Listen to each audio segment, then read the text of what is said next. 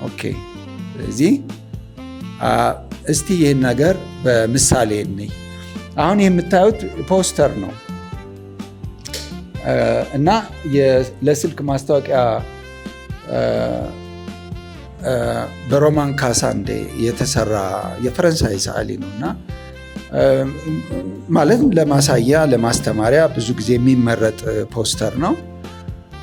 ይሄ ፖስተር አሁን ከነገርኳችሁ አሁን አገጩ እንደዚህ ኤሪያ ወይ ደግሞ ወደ አፉ አካባቢ ያለው ማለት የፖስተሩ ገላጭ የሆነው ነገር የሰው ምስል የሚመስለው ከዛ ከአንድ 8ኛው መስመር ላይ ነው ያለው። አያችሁት? ከሱ ውስጥ ነው ያለው። ከዛ ቢወጣ ኖሮ የዚህ ቅንብር ውጤታማነት በጣም ይቀንስ ነበር ማለት ነው። ተግባባን?